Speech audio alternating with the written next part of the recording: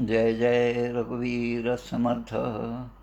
शुका सारिखे पूर्ण वैराग्य जाचे, वसिष्ठा परिज्ञान योगेश्वराचे। कवी वाल्मिका सारिखा मान्य ऐसा, नमस्कार माझा सद्गुरु रामदासा। श्रीराम मला वाटते अंतरी त्वा वसावे, तुझ्या दासबोधासी त्वा बोध व्हावे। अपत्या परिपाववी प्रेमग्रासा, महाराज या सद्गुरु रामदासा। जय जय रघुवीर समर्थ। श्रीकृष्ण गोविंद हरे मुरारे, हे नाथ नारायण वासुदेव। प्रद्युम्न दामोदर विश्वनाथ, मुकुंद विष्णुर्भगवन् नमस्ते। सच्चिदानंद रूपाय विश्वोत्पत्त्यादिहेतवे, तापत्रय विनाशाय श्रीकृष्णाय वयं नुमः।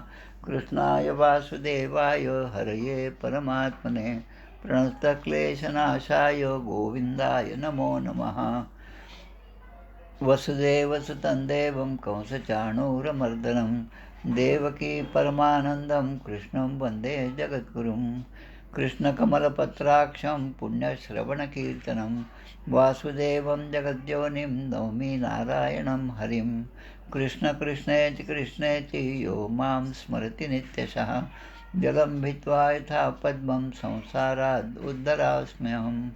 कृष्णाय वासुदेवाय देवकीनन्दनाय च, नन्दगोपकुमाराय गोविन्दाय नमो नमः। नमः पङ्कजनाभाय नमः पङ्कजमालिने, नमः पङ्कजनेत्राय नमस्ते पङ्कजाङ्घ्रे। गोपाल कृष्ण भगवान की जय। जय जय रघुवीर समर्थ। श्री भगवानुवाच, ज्ञानं परमगुह्यं मे यद्विज्ञानसमन्वितं, सरहस्यं तदङ्गं च ग्रहाणगदितं मया। यावानहं यथा भावो यद्रूपगुणकर्मकः, तथैव तत्त्वविज्ञानमस्तु ते मदनुग्रहात्। अहमेवासमेवाग्रे नान्यं यत्सदसत्परं, पश्चादहं यदेतच्च यो वशिष्येत सोऽस्म्यहम्। वृतेऽर्थं यत् प्रतीयेत् न प्रतीयेच्चात्मनि, तद्विद्यादात्मनो मायां यथा भासो यथा तमः। यथा महान्ति भूतानि भूतेषु चावचेष्वनो, प्रविष्टान्यप्रविष्टानि तथा तेषु न तेष्वहम्।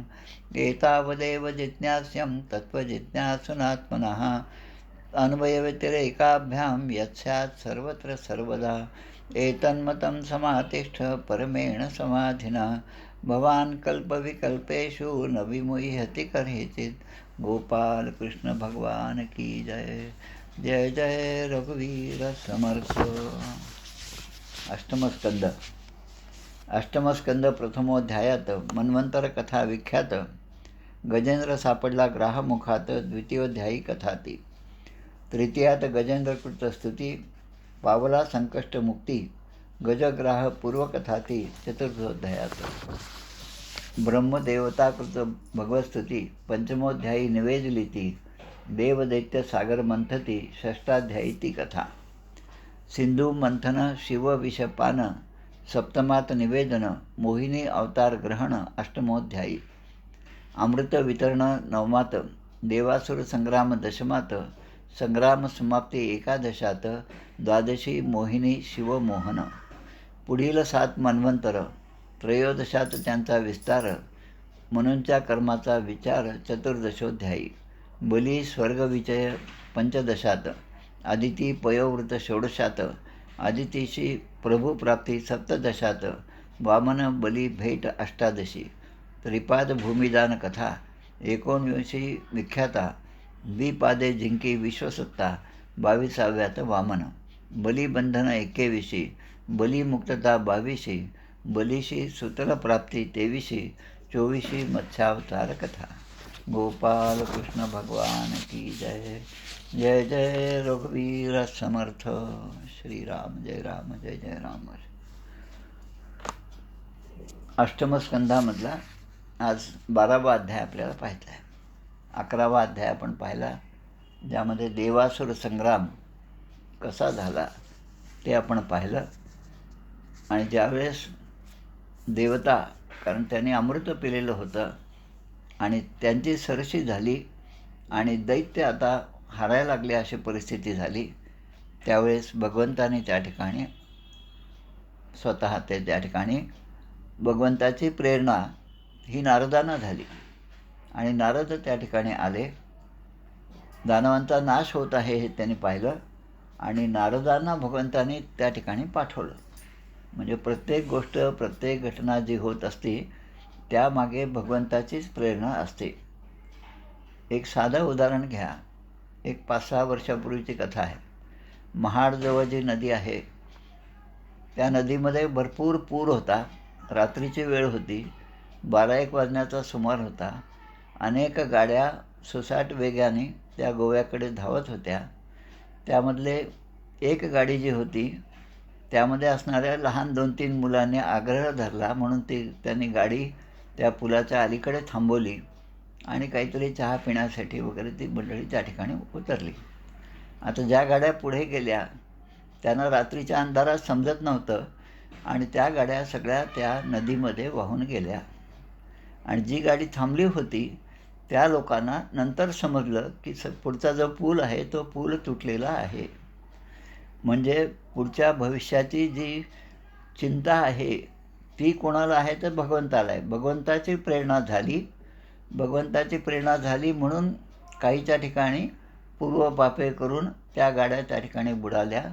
आणि ही जी गाडी होती, ज्या लहान मुलांनी हट्ट केला म्हणून ती गाडी त्या ठिकाणी थांबली, त्यातले सगळे जीव वाचले. अर्थ असा की होणाऱ्या प्रत्येक घटनेचा आपण ज्या ज्या गोष्टींचा विचार करतो त्या घटनेमागे सत्ता जी आहे ती भगवंताची आहे. भगवंतच प्रेरणा देतो आणि भगवंतच त्या मायेमध्ये आपल्याला गुरफटवून टाकतो आणि सद्गुरू पुढे आपल्याला त्या मायेपासून दूर लोटतात आणि आपल्या सन्मार्गाला लावतात. या सगळ्या गोष्टी ज्या आहेत त्या भगवंताच्या प्रेरणेनेच होत असतात. तसं या ठिकाणी ही जी नारदांना त्या ठिकाणी जे पाठवलेलं आहे ते नारदाने जाऊन त्या देवतांना सांगितलं, अरे हा जो मोहिनी अवतार झाला तो अवतारही यासाठीच होता की दैत्यांच्या हातामध्ये ते अमृत पडू नये आणि म्हणून मोहिनी अवतार झाला आणि ते अमृत दैत्यांच्या हातामधून मिळवून मग पुन्हा ते तुम्हाला द्यावं यासाठी भगवंताची प्रेरणा आणि भगवंतानी हा अवतार घेतला. आता तुम्हाला अमृतप्राप्ती झालेली आहे, ज्यासाठी हे समुद्रमंथन झालं होतं ते आपलं इष्ट जे आहे ते आपल्याला प्राप्त झालेलं आहे आणि म्हणून आता यापुढे युद्ध करणं तुम्ही आता बंद करा. नारदांच्या सांगण्याप्रमाणे हे युद्ध बंद झालं. आता युद्धामध्ये ज्यांचं क्षती झाली होती, ज्यांचे हात पाय तुटले होते, त्या सगळ्यांना पुन्हा तशीच प्रेरणा झाली की आता बलिराजा म्हणतात की या सगळ्यांना घेऊन आता आपले गुरु जे आहेत शुक्राचार्य यांच्याकडे जावं आणि त्या ठिकाणी त्यांची संजीवनी विद्या जी आहे तिच्या योगे करून सगळ्यांना आता पुन्हा पूर्वरूप प्राप्त व्हावं. आणि म्हणून ज्यांचे ज्यांचे हात पाय तुटले होते त्या सगळ्यांना पुन्हा जिवंत केलेलं आहे. आणि हे सगळं होत असताना पुढे आता ही कथा कैलासावर भगवान शंकरांना समजली. आता जसं एखादी गोष्ट, एखादी घटना घडली आणि आजकाल त्या व्हॉट्सॲप वगैरेच्या माध्यमातून ती घटना लगेच सगळीकडे पसरती. बऱ्याच जणांच्या मनामध्ये त्या घटनेबद्दलचं कुतूहल असतं, त्या घटनेमध्ये तिथे जाऊन आपण पाहावं अशी इच्छा जशी असते, तसं भगवान शंकरांना कैलासामध्ये इच्छा झाली की हे भगवंतानी जे रूप धारण केलेलं आहे, स्त्री रूप धारण केलं आहे, मोहिनी रूप धारण केलेलं आहे, ते कसं आहे ते आपण पाहावं. आता ही प्रेरणा पुन्हा भगवंताचीच आहे आणि ज्यावेळेस आपण भगवंत हा शब्द उच्चारतो तो भगवंत म्हणजे दुसरा तिसरा कोणी नाही तर भगवान श्रीकृष्ण आहेत. राम आणि कृष्ण हे 2 अवतार आहेत. हे दोन्ही पूर्ण अवतारच आहे. फक्त रामाचा अवतार हा मनुष्यामध्ये झाला, मनुष्य रूपाने झाला आणि श्रीकृष्ण हे सुद्धा मनुष्य रूपामध्ये झाले, पण त्यांना आपण पूर्ण अवतार असं समजतो. आणि म्हणून आता या ठिकाणी त्यांना इच्छा झाली की हे मोहिनी रूप काय आहे ते आपण पाहावं अशी इच्छा झाली. अशीच इच्छा या पूर्ण पुराणामध्ये सगळ्याच आपल्या स्तोत्रामध्ये अशी 2-3 ठिकाणी झालेली आहे. जशी त्या मथुरेमध्ये देवकी वसुदेवांच्या पोटी भगवंताचा जन्म झाला. भगवंताने ते चतुर्भुज रूप सोडलं आणि पुन्हा त्या लहान मुलाच्या रूपामध्ये ते आले आणि त्यांनी प्रेरणा दिली की आता तुम्ही मला नेऊन त्या नंदाच्या गावामध्ये नंदगावामध्ये नेऊन सोडा. त्याप्रमाणे भगवंतांना त्या ठिकाणी नेऊन सोडलं. त्या ठिकाणी यशोदा माता आहे, तिच्याजवळ हे छोटं बाळ ठेवलं आणि त्या ठिकाणी असणारी जी मुलगी आहे तिला घेऊन हे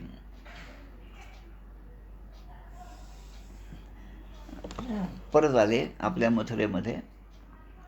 आणि ज्यांनी भगवंताला घेऊन गेले त्यांच्या ठिकाणची माया जी आहे तिचा निराश झाला आणि जे स्वतः मायेला घेऊन आले त्यामध्ये आल्याबरोबर मग पुन्हा सगळ्यांच्या हातापायामध्ये बेड्या वगैरे पुन्हा आल्या.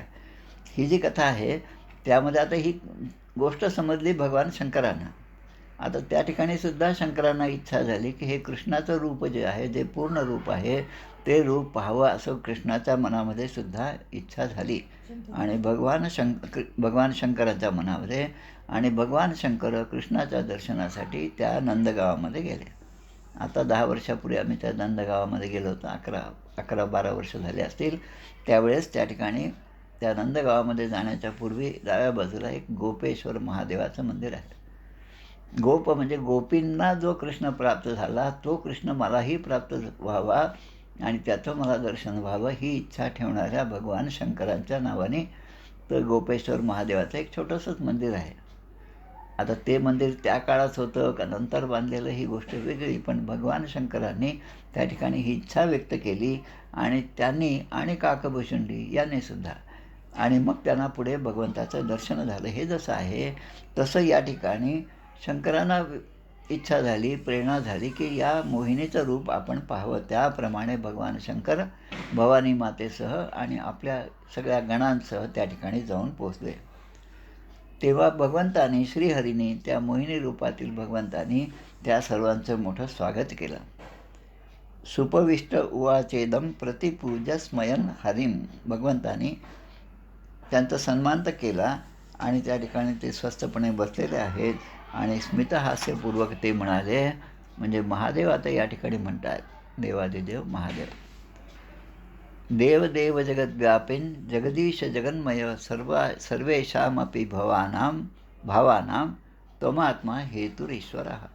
महादेव म्हणतात, देवादिदेवा भगवंता आपण विश्वव्यापी आहात. या संपूर्ण विश्वामध्ये जी सत्ता आहे ती तुमचीच आहे आणि असा एकही ठिकाणं नाही की ज्या ठिकाणी तुमचं वास्तव्य नाही. नभाचे परी व्यापको जाणतैसा आणि तया राघवे विण रीता ठाव नाही. रीता ठाव या राघवे विण नाही. हे जे समर्थ वर्णन करतात तेच या ठिकाणी भगवान शंकराच्या तोंडून हे व्यासांनी असा श्लोक त्या ठिकाणी दिलेला आहे. सर्वेषामपि भावानां तमात्मा हेतुरीश्वरः. सर्व चराचर पदार्थांचे मूळ कारण जे आहे की ज्या कारण 2 गोष्टी असतात, कारण आणि कार्य. कारण असल्याशिवाय कार्य घडत नाही आणि जेव्हा आपण एखादं कार्य घडतं तेव्हा त्याचं कारण याचा शोध घेतो आणि असा शोध घेता पुढे जेव्हा आपण म्हणजे मागच्या बाजूला जातो शोध घेता तेव्हा त्या ठिकाणी अशी एक अवस्था येते की त्या ठिकाणी आपली बुद्धी चालत नाही आणि ही जी अवस्था आहे त्या अवस्थेच्या पलीकडे भगवंत आहेत. त्यामुळे ईश्वर आणि आत्मा हे सगळं आपणच आहात, आपणच परमात्मा आहात. किंबहुना प्रत्येकाच्या ठिकाणी आत्मरूपाने आपणच विलसत आहात. त्यामुळे आदी अंत मध्य हे ज्याच्यापासून निर्माण होतात, पण ज्याला स्वतःला आदी नाही, अंत नाही, मध्य नाही, म्हणजे या 3 गोष्टी ज्याला संभवत नाहीत. दृष्टा, दृश्य आणि दर्शन या 3 गोष्टी आहेत. दृष्टा मी पाहणारा, दृश्य जे पाहायचं ते आणि दर्शन ही जी क्रिया आहे. आता या 3ही गोष्टी जेव्हा एकत्र येतात तेव्हा मग त्या ठिकाणी त्रिपुटी जी आहे आपण म्हणतो सांडिली त्रिपुटी, दीप उजळले घटी, म्हणजे या त्रिपुटीचा लय होतो तेव्हा भगवंताचा साक्षात्कार होतो. कल्याण इच्छिणारे जे महात्मे आहेत, जे संत आहेत, महात्मे आहेत, ते लोक आणि परलोक अशा दोहींची आसक्ती सोडून देतात. न लगे मुक्ती आणि संपदा संत संग देई सदा. त्यांना मुक्तीसुद्धा नको असते आणि ते म्हणतात की भगवंता तुझ्या चरणाचा आश्रय आणि त्याशिवाय आम्हाला दुसरं काहीही नको. सर्व कामनांचा त्यांनी त्याग केला असता, कारण त्यांनी आता भगवंताच्या चरणाचा आश्रय घेतलेला आहे आणि ते त्या पवित्र चरणाकमलाचेच आराधना करीत असतात. जसं अलंकार रूपाने सोनं आहे, अनेक अलंकार त्या सोन्यापासून तयार झाले, पण ते अलंकार निर्माण होण्यापूर्वी सोनं जे आहे ते आहे त्या स्थितीमध्येच होतं. त्यामुळे त्या सोन्यामध्ये, मूळ सोन्यामध्ये आणि त्या अलंकारामध्ये कुठलाही भेद नाही. पण भेद आपल्याला जो दिसतो त्या अलंकाराच्या आकारामुळे, त्याच्या नावामुळे आणि त्याच्या प्रेमामुळे, त्यातील आसक्तीमुळे आपल्याला भेद दिसतो. तसंच संसारामध्ये हा भेदरूपी संसार आहे, त्यामध्ये माणूस आसक्त होतो, कारण त्यामध्ये आपलं चित्त भ्रमून गेलेलं असतं. आणि मग कार्य आणि कारण, द्वैत आणि अद्वैत आणि जे काही आहे ते एकमात्र आपणच आहात, असं भगवान शंकर या ठिकाणी म्हणत आहेत. भगवंत कसे आहेत हे सुद्धा भगवान या ठिकाणी सांगतात. त्वाम ब्रह्म केचित वयंत्युत धर्ममेके एके परम सदसतो पुरुषम परेशम अन्वये वयंती नवशक्तियुतं परंत्वाम केचिन महापुरुषम अव्ययात्म मतंत्रम. धर्म म्हणून जे काही आहे, ज्याला धर्म म्हणतात ते आपणच आहात.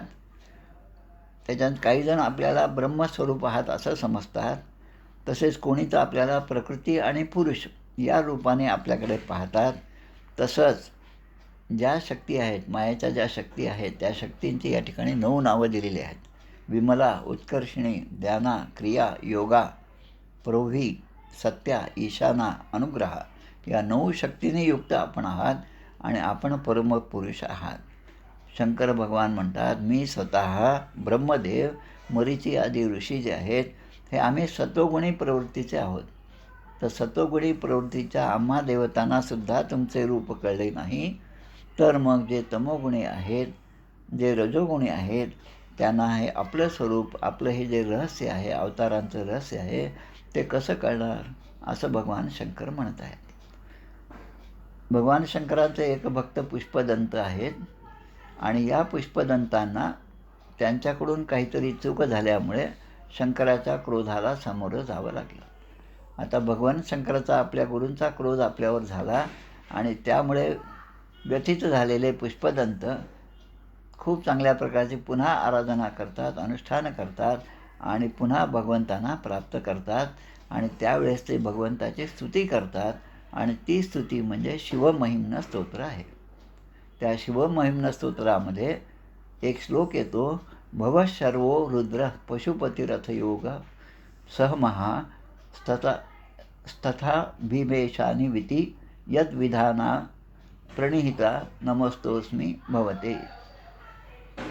म्हणजे शंकराची 8 नावं या ठिकाणी दिलेली आहेत. भव, शर्व, रुद्र, पशुपती, उग्र, महादेव, भीम आणि ईशान असे 8 नावं या ठिकाणी दिलेली आहेत.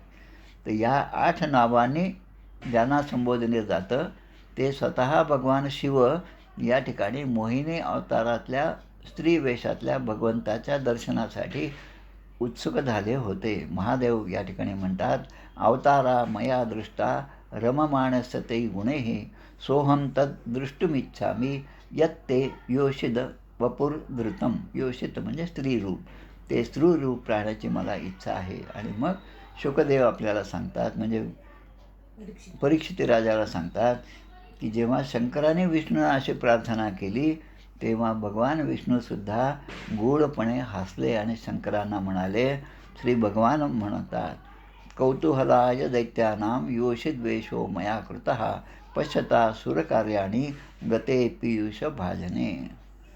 की ज्यावेळी अमृत कलश जो आहे, ज्यासाठी हे सगळं समुद्रमंथन झालं, तो अमृत कलश दैत्यांच्या हातामध्ये गेला तेव्हा ते पाहून मी स्वतः हा अवतार धारण केला.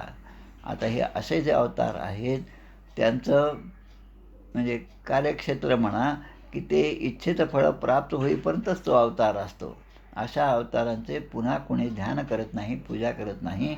फक्त ते कार्य सिद्ध झालं की तो अवतार संपला. त्या ठिकाणी दैवतांचे काम करण्यासाठी आणि दैत्यांचे मन मोहवण्यासाठी, दैत्य जे अमृत घेऊन होते त्यांच्या मनाला मोहिनी घालण्यासाठी हा मोहिनी अवतार झाला आणि म्हणून ते मी स्त्री रूप धारण केले असे भगवंत या ठिकाणी भगवान शंकरांना म्हणतात. तत्तेहं दर्शयिष्यामी दिदृक्षो सुरसत्तम कामिनां बहुमंतव्यम संकल्प प्रभोदयम. माझं जे हे रूप आहे, मोहिनी रूप जे आहे, ते खरं म्हणजे जे या मायेमध्ये गुरफटलेले आहेत त्यांना जास्तीत जास्त गुरफटून टाकण्यासाठी, त्यांना आकृष्ट करण्यासाठी मी हे रूप धारण केले आहे. आणि आपण तर भगवान शंकर आहात. आणि भगवान शंकर कसे आहेत ते सुद्धा सांगतात की ज्यांनी सगळ्या संसाराचा त्याग केला आहे आणि जे कधीही घर बांधून राहिले नाहीत, झोपडीमध्ये सुद्धा राहिले नाहीत. स्मशाने वसंतम, स्मशानामध्ये जाऊन जे राहतात, ज्यांना सगळ्यांना सुवासिक फुलं आवडतात असे सगळे देवता आहेत. पण हे महादेव आहेत की ज्यांना ते धोत्र्याचं फूल जे आहे तेच फूल जास्त प्रिय आहे, जे लोकांना प्रिय नाही. ते समुद्रमंथनातून निघालेलं जे विष आहे त्याचा स्वीकार कोणीच केला नाही, पण त्याचा स्वीकार करणारे महादेव तुम्ही आहात. आणि हे असूनसुद्धा तुमच्या ठिकाणी ही इच्छा झाली की माझं मोहिनी रूप पाहावं, तर ती इच्छासुद्धा मी आता पूर्ण करून देतो असं भगवान त्यांना सांगतात. तेव्हा आणि एवढं सांगून त्या ठिकाणच्या मोहिनी रूपातील भगवंत जे आहेत ते अदृश्य झाले. इतक्यात भवानी सहित शंकर म्हणजे हे दोघे आणि त्यांचे गण जे आहेत ते सगळे त्या ठिकाणी बसलेले असताना त्यांच्या पुढे त्यांना काय दिसलं, तर ततो ददर्शो उपवने वरस्त्रियम विचित्र पुष्पा वरुण पल्लवे द्रुम. त्यांना ददर्श उपवन म्हणजे एक मोठा बगीचा दिसला, उपवन दिसलं. अनेक प्रकारचे रंगीबेरंगी फुलं त्या ठिकाणी होती, लालसर पालवी असलेले वृक्ष होते आणि विक्रीडंते कंदुकलीलया लसत दुकुलपर्यस तनितंब खिलका मेखला. त्या ठिकाणी एक तरुण स्त्री त्यांना दिसली. ते हातामध्ये चेंडू घेऊन नाचत नाचत त्या ठिकाणी येत आहे असं तिचं रूप त्या ठिकाणी दिसलं. आता हे भगवंताचं रूप आहे हे त्या ठिकाणी भगवान शंकर विसरले आणि त्या मायेच्या मोहामध्ये ते गुरफटून गेले, कारण ती यांना भुलवीत होती आणि आपल्या लीलेनेच ती भुलवीत होती. म्हणून ही सगळी भगवंताची लीला आहे. जशी मोहिनी रूप ही सुद्धा भगवंताची लीला आहे. हे सगळे घटना प्रसंग आहे, हा सगळा लीला प्रसंगच आहे. पण त्यामध्ये भगवान शंकरासारखे ज्याने सगळ्याचा त्याग केला आणि स्मशानामध्ये जेवून वैराग्य धारण केलं, त्यांच्या ठिकाणी सुद्धा मोह उत्पन्न झाला. ही घटनासुद्धा एक लीलाच आहे. एक लीला म्हणून या गोष्टीकडे आपण पाहिलं पाहिजे. तस्या कराग्रात सतुकंदको यदा गतो विदुरम तमनु व्रजस्त्रिया. तिच्या हातामधला जो चेंडू आहे ती खेळत असलेली, तो चेंडू हळूच दूर निघून गेला आणि त्यामुळे तो घेण्यासाठी ती पळत गेली. भगवान शंकरांच्या बरोबर भवानी माता आहे, गण आहेत, पण त्या सगळ्यांचा त्यांना विसर पडला आणि ते सुद्धा त्या मोहिनी रूपातील भगवंताच्या मागे धावत गेले. श्रीमद दासबोधामध्ये मागे सांगितल्याप्रमाणे एक जवळपास 12-13 ओव्या अशा आहेत. स्त्री कारणे सांडिला विवेकासी. स्त्रियांच्या संगतीमध्ये चांगला माणूससुद्धा विवेक जो आहे ती विवेकदृष्टी हरवून बसतो आणि अविवेकी असं वर्तन त्याच्याकडून होतं. दासबोधामध्ये आहे ही ओवी, दशक 3 समास 2 ही ओवी येते. तसं कामातूर झाले आणि ते तिच्या मागे शंकर पळत सुटले आणि मग हे सगळं वर्णन यामध्ये आहे. आणि त्या वर्णनानंतर काही वेळ झाल्यानंतर भगवान शंकरांना त्या मोहिनी रूपाच्या स्त्रीच्या मागे पळत जाऊन त्यांचं वीरस्खलन झालं असं या ठिकाणी लिहिलं आहे. आणि बऱ्याच ग्रंथामध्ये त्यामधून आपल्या 12 ज्योतिर्लिंगाची उत्पत्ती झालं असं लिहिलेलं आहे. आणि या ठिकाणी जो श्लोक आहे तो श्लोक थोडा वेगळ्या प्रकारचा आहे. यत्र यत्र पतन्मह्यां रेतस्तस्य महात्मनः तानि रूपस्य हेम्नश्च क्षेत्राण्यासन महीपते. या ठिकाणी लिहिलं आहे, भगवान शंकरांचे वीर ज्या ठिकाणी पृथ्वीवर पडले तेथे सोन्या चांदीच्या खाणी निर्माण झाल्या असं या ठिकाणी लिहिलेलं आहे. आता भगवान शंकर त्या मोहिनी रूपाच्या मागे पळत आहेत. ते अनेक नद्या, सरोवरे, अनेक ऋषींचे आश्रम असं त्यांच्या मागे ते पळत आहेत आणि अशा ठिकाणी ते सगळीकडे गेले. आणि नंतर भगवान शंकरांच्या लक्षात आलं की अरे ही माया आहे, ज्या मायेमुळे आपण मोहित झालेलो आहोत. आणि हे असं पाहिल्यानंतर भगवान शंकरांना त्या गोष्टीची आता लज्जा वाटू लागली आणि ते मूळ रूपामध्ये पुन्हा त्या ठिकाणी प्रगट झाले. हे पाहून भगवान जे आहेत मोहिनी रूप त्याने सोडून दिलं आणि प्रत्यक्ष भगवान त्या ठिकाणी प्रगट झाले. आणि ते शंकरांना म्हणतात, दिष्ट्या त्वं विविध श्रेष्ठ स्वाम निष्ठाम आत्मन स्थितः यन्मय स्त्रीरूपयां स्वैरम मोहिताप्यंग मायया. माझ्या स्त्री रूपाने मोहित झाले आणि पण लगेच पुन्हा तुम्ही मूळ रूपामध्ये आलात, ही फार आनंदाची गोष्ट आहे. आता हे असं का झालं, ही लीला का झाली, याचा थोडासा विचार करूया. मागे एक प्रसंग झाला, तो या ग्रंथात नाही, दुसऱ्या ग्रंथात आहे. त्यामध्ये इंद्राने कामदेवाला, भगवान शंकर अनुष्ठानामध्ये बसलेले आहेत, डोळे मिटून ध्यानात बसलेले आहेत, त्यांचा ध्यानभंग तपोभंग करण्यासाठी कामदेवांना त्या ठिकाणी पाठवलं. आणि कामदेवाने आपल्या लीलेने भगवान शंकरांचं नेत्र जे मिटलेले होते त्या कामदेवांच्या त्या ठिकाणी उपस्थित झाल्यामुळे भगवान शंकरांनी आपले नेत्र उघडले. आपल्याला माहिती आहे भगवान शंकराचं त्रिनेत्र आहे, त्रिनेत्रम आपण म्हणतो. तर तो तिसरं नेत्र त्याने उघडलं आणि ते कामदेव त्या ठिकाणी भस्मसात झाले. ही कथा आपल्यालाही माहिती आहे. आता ही भस्मसात झालेले कामदेव जे आहे त्यांची पत्नी जी आहे ती रती आणि कामदेव.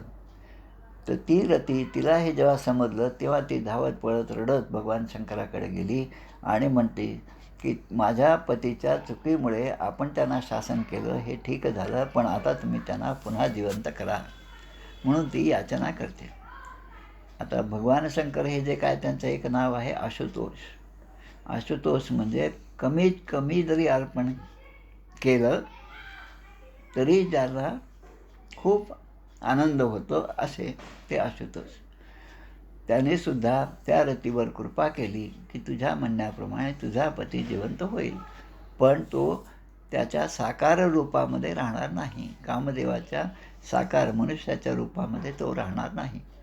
मग कसा राहील, तर तो या सृष्टीमध्ये प्रत्येकाच्या ठिकाणी कामरूपाने तो जागृत राहील. त्याला अनंग असं म्हणतात. अनंगरंग सागरम नमामि कृष्ण नागरम. कृष्णाष्टकामध्ये ही ओवी येते पहा, अनंगरंग सागरम. तर अनंगाच्या रूपाने तो राहील. सेयम गुणमयी माया न त्वाम अभिभविष्यती मया समेता कालेन काररूपेण भागशः, असं त्यांनी सांगितलं. तेव्हा शुकदेव असं म्हणतात, भगवान विष्णूंनी एका प्रकारे या ठिकाणी भगवान शंकराचा गौरवच केलेला आहे आणि त्यांचा निरोप घेतला आणि त्यांना प्रदक्षिणा घालून भगवान शंकर भवानी मातेबरोबर आणि आपल्या गणांबरोबर पुन्हा कैलासाकडे निघून गेले. श्री शुकवाच एवं भगवता राजन् श्रीवत्सांकेन सत्कृतः आमन्त्रन्तं परिक्रम्य सगणः स्वालयं ययौ. स्वालयं म्हणजे आलय, स्वतःच्या घरी स्वतःच्या गणासह कैलासाकडे निघून गेले. आत्मांशं भूतां तां मायां भवानीं भगवान भवः शंसतां ऋषीं मुख्यानां प्रीत्याच अष्टाथ भारत. भगवान शंकरांनी स्तुती करणाऱ्या मोठमोठ्या ऋषींच्या सभेमध्ये, ऋषींची मोठमोठी सभा होती, त्या ठिकाणी भगवान शंकर गेले. पार्वतीसहित ते आहेत आणि त्या ठिकाणी पार्वती मातेला भगवान शंकर त्या विष्णू रूपाचं जी माया आहे तिचा त्याने जो अनुभव घेतला तो अनुभव आता ते सांगू लागले. अपि व्यपश्यस्तमज्जस्य मायां परस्य पुंसं परदेवतायाः अहं कलानां वृषभो विमुह्ये यया वशोन्ये किमुता स्वतंत्रा. त्याचा अर्थ काय की अपि व्यपश्य स्तम अजस्य मायां. अज म्हणजे ज्याला जन्म नाही अशा भगवंताची माया कशा प्रकारे लोकांना मोहित करते याचा आताच तू ही घटना पाहिली, हा प्रसंग पाहिला. त्यावेळेस तू सुद्धा माझ्याबरोबर होतीस आणि सर्व कलांचा स्वामी असणारे आणि जे स्वतंत्र आहेत, जे कोणावरही अवलंबून नाहीत, त्यांच्या मायेपुढे मी स्वतः हरवून गेलो होतो आणि माझासुद्धा पराभव झाला त्यांच्या मायेमुळे. असं जर माझ्यासाठी झालं तर जे परतंत्र आहेत, परवशता पाशदैवी ज्याचा आहे ना, ते गाणं आहे त्याप्रमाणे परतंत्र असणाऱ्या सामान्याला त्या जीवाची काय कथा, त्याला ही माया कशी गोवून टाकते, त्याला कशी गुरफटून टाकते, त्यांच्याबद्दलचं म्हणजे विचारच करायला नको. जी मलासुद्धा गुरफटून टाकते ती माया कोणालाही गुरफटून टाकते. आता भगवंत या ठिकाणी सांगतात, जेव्हा मी 1000 वर्षाच्या समाधी अवस्थेमध्ये होतो आणि त्यानंतर मला जेव्हा जागृती आली तेव्हा तू माझ्याजवळ आली होती, ते भवानीला सांगतात, पार्वतीला सांगतात. आणि तू मला विचारत होतीस की मी कोणत्या देवाची उपासना करीत होतो. तर आता त्याचं उत्तर आहे की हेच मोहिनी रूपातले भगवंत जे आहेत त्यांचीच मी आराधना करीत होतो. आता हे प्रसंग लक्षात घ्या. रामेश्वराच्या पिंडीची स्थापना प्रभू रामचंद्राने केलेली आहे. सीतामाता आहे, त्यांनी त्या ठिकाणी पूजा केलेली आहे. आता आपल्या दृष्टीने विचार केला, शिवपंथ किंवा विष्णुपंथ, विष्णुरूपी राम हे शंकराची पूजा करत आहेत. त्यामध्ये त्यांना शंकरांचं महत्त्व वाढवायचं होतं. दुसरीकडे तेच शंकर काशीमध्ये निवास करत असताना तेच शंकर त्या ठिकाणी नेहमी त्या ठिकाणी जो मृत्यूशैवर असेल त्याच्या कानामध्ये येऊनसुद्धा त्या रामनामाचा उच्चार करीत असतात. म्हणून नेहमी म्हणायचं, काशीच जावे नित्य वदावे. नाही जाणं झालं तरी नित्य त्या पुण्यक्षेत्राचं स्मरण करीत जावे. कारण त्या ठिकाणी गेलं, कारण भगवान शंकर हे जे आहेत ते खरे रामदासी आहेत. रामाचा दास असणारे ते खरे आहेत. आणि त्यांचाच अवतार असणारा आमचे हनुमंत जे आहेत ते सुद्धा आहेत. बहुत पाहिले खरे परंतु दोन्ही अक्षरे, चुकेल यम यातना श्रीराम राम हे म्हणा. आणि मीच शंकर होतो आणि त्या शंकराचाच मी अवतार असल्यामुळे श्रीरामाचं नाम घेण्यामध्ये जो आनंद आहे तो कुठल्याही ठिकाणी नाही असं मी म्हणत होतो. आणि मग या भगवंताचं जे आहे ते रूप जे आहे त्याचं वर्णन जे आहे ते वेदसुद्धा करू शकले नाही. सहस्रमुखांचा शेष जो आहे तो सुद्धा वर्णन करू शकला नाही.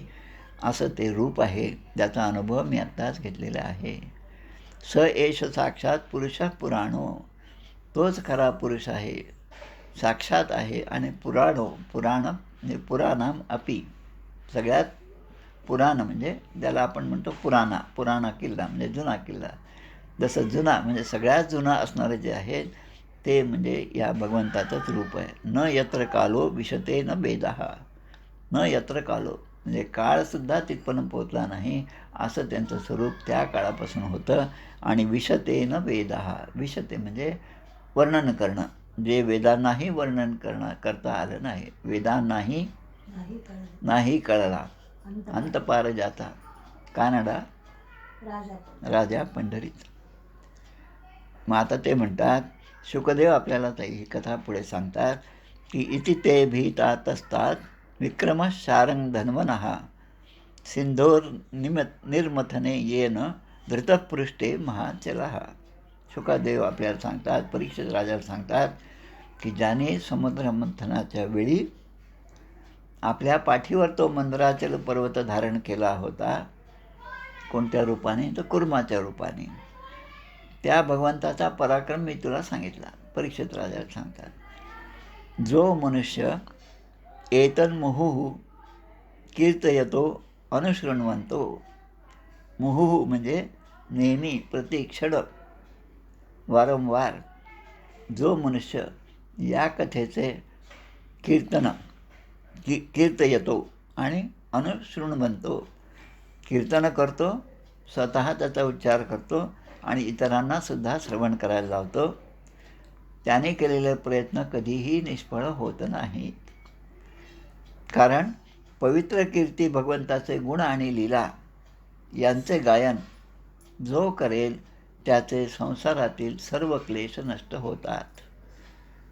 यद उत्तम श्लोक गुणानुवर्णनम, म्हणजे यद म्हणजे ज्याच्या उत्तम श्लोकांमुळे ज्याच्या गुणाचे वर्णन होते, समस्त संसार परिश्रम अपाहम.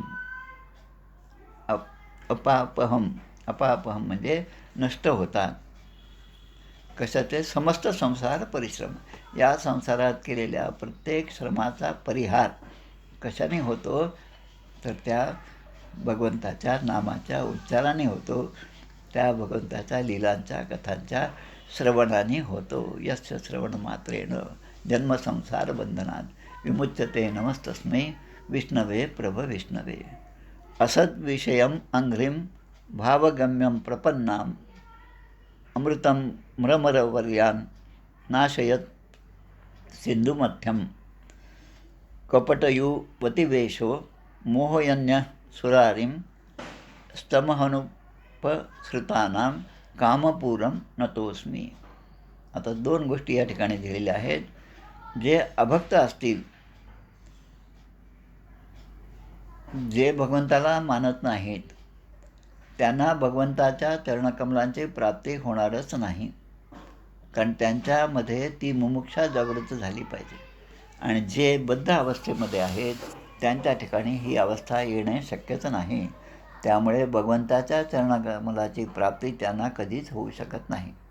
आणि त्याउलट जे मुमुक्षत्व बद्धत्व सोडून आता मुमुक्षत्वाकडे आलेले आहेत आणि भक्तिभावयुक्त अंतःकरणाने त्यांना आता समजलं की आत्तापर्यंत आपलं आयुष्य व्यर्थ गेलं, पण निदान आता तरी आपण सत्कर्म केले पाहिजे. आणि ते सत्कर्म काय करावं हे विचारण्यासाठी ते अनेक ग्रंथामध्ये शोध घेतात, अनेक सद्गुरूंच्याकडे दर्शनासाठी जातात, अनेक तीर्थक्षेत्रांचं दर्शन घेतात आणि त्यांच्यामध्ये भक्ती जी आहे ती वाढीस लागते. आणि अशा भक्तिभावयुक्त पुरुषांना ते भगवंत सहजपणे प्राप्त होतात. सहजपणे जरी म्हटलं तरी त्यामध्ये अनेक कष्ट आहेत, अनेक गोष्टींचं त्यांना स्वाहा करावं लागतं, त्याग करावा लागतो. तेव्हा कुठे ते भगवंताचं रूप त्यांना दृष्टीला दिसतं. आणि म्हणूनच त्यांनी स्त्रीचे मायारूप धारण करून दैत्यांना मोहित केले. कारण भगवंतांनी या ठिकाणी दैत्याला मोहित करण्यासाठी हा मोहिनी अवतार घेतला आणि आपल्या चरणांचा आश्रय घेणाऱ्या देवांना या समुद्रमंथनातून प्राप्त झालेल्या अमृताची प्राप्ती करून दिली. म्हणून जो कोणी त्यांच्या चरणकमलांना शरण जाईल त्याच्या सर्व कामना ते पूर्ण करतात. ते भगवंत या शरणकामना पूर्ण करतात. आणि म्हणून त्या मदन आणि रतीच्या कथेमध्ये भगवान शंकरांनी जसं त्या रतीला आशीर्वाद दिला की तुझ्या नवऱ्याला मी जिवंत करतो, पण साकार रूपाने तो जिवंत राहणार नाही. प्रत्येकाच्या ठिकाणी, कामाच्या ठिकाणी, काम म्हणजे वासना, आणि वासना असेल तर पुन्हा पुन्हा जन्म मरण आहे. आणि म्हणून त्या वासनेच्या तृप्तीसाठी कर्म आहे. आणि कर्म करत राहिलं तर कर्मामध्ये यश येणं किंवा न येणं या दोन्ही गोष्टी भगवंताकडे सोडल्या पाहिजेत. हा पूर्ण एक सिद्धांतच एकानंतर एक आहे आणि त्यांनाच फक्त भगवंताची प्राप्ती होणार आहे. म्हणून त्याच्या सर्व कामना ते पूर्ण करतात. आणि त्या प्रभूच्या शरणकमलांचा आश्रय आपण घेतला पाहिजे असं या ठिकाणी सांगितलेलं आहे. आमचे साखरखेड्याचे प्रल्हाद महाराज अगदी शेवटचे दिवस 1979मधलं 23-24 ऑक्टोबर नोव्हेंबर असेल, दिवाळीचंच आहे, चतुर्थी होती, त्रयोदशीसह चतुर्थी. ते त्यापूर्वी 5-6 दिवस आधी अकोल्यामध्येच भरती होते. आणि त्यावेळेस त्यांनी जे काही 2-4 शब्द बोललेले आहेत त्यामध्ये म्हणतात की धरा धरा धरा सद्गुरूंचे चरण धरा. आपल्या सद्गुरूंचा आश्रय घ्या, सद्गुरू चरणकमळाचा आश्रय घ्या आणि तेच तुम्हाला या भवसागरातून तारून नेणार आहेत. आणि म्हणून त्या प्रभूंच्या चरणकमलांना मी नमस्कार करतो असं म्हणून या ठिकाणी इति श्रीमद्भागवते पारमहंस्यां संहितायां अष्टमस्कंदे शंकरमोहनम नाम 12अध्यायः. या अध्यायामधनं 2 गोष्टी महत्त्वाच्या आहेत.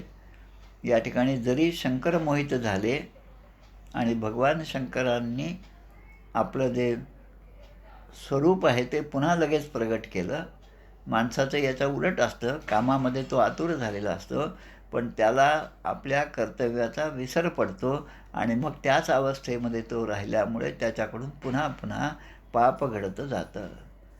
पण ही जी लीला आहे ती दोन्ही दृष्टींनी लीला आहे. भगवान शंकरांनी त्या रतीला जे आश्वासन दिलं तिच्यासाठी त्यांनी ही लीला करून मी सुद्धा मोहित झालो त्या भगवंताचं रूप पाहून हे दाखवण्यासाठी भगवान शंकराने ही लीला केली.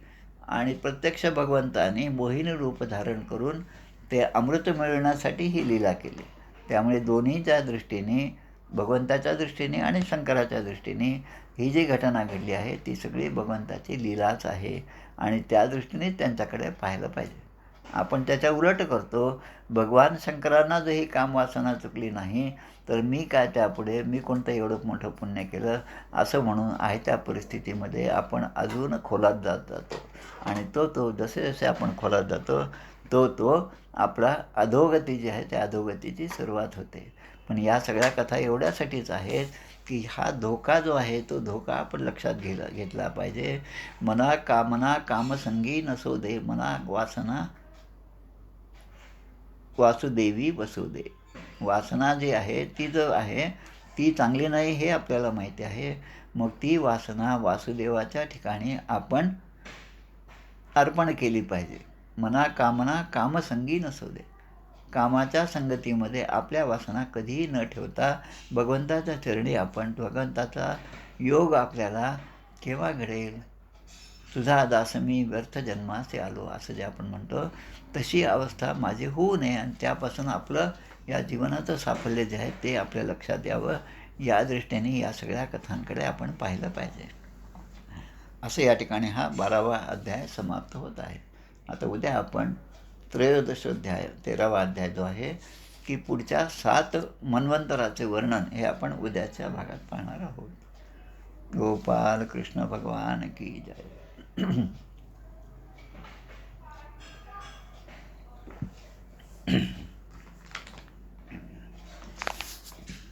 जय हो जय श्री भागवता, आरती करी तुझ भगवंता. जय हो जय श्री भागवता, आरती करी तुझ भगवंता. शुकमुनीने परम भक्तीने नाना परीने गायले जा हरिचरिता, आरती करी तुझ भगवंता. वेद तरुचे मधुर फळ, साधुरसे जे सोज्वळ. आत्मा राम मुनी अचळ, सेवुनी करीती जन सफळ. महापर्वणी आली अवनी, की अगहरिणी भवजलतरणी. ती पतिता आरती करी तुझ भगवंता. येथे व्यासांची वाणी, सार्थक हरी गुण गावोनी. शास्त्र पुराणी मुकुटमणी, परम प्रेमामृत जननी. सहज सेविता भाविक भक्ता, उदार दाता मोक्ष तत्वता देहाता. आरती करी तुझ भगवंता. गमते जणू मानस तीर्थ, द्वादश सोपाने युक्त. आर्मने भक्ती भले भरित, विहरे हरिहंस तिथेथ. श्लोक सुकुमले संत अलिकुले, सेवुनी रमले भान विसरले रस पिता. आरती करी तुझ भगवंता. अपार महिमा ग्रंथाचा, वदवे ना कोळासाचा. मेवा कविवर संताचा, प्राणची कीर्तनकारांचा.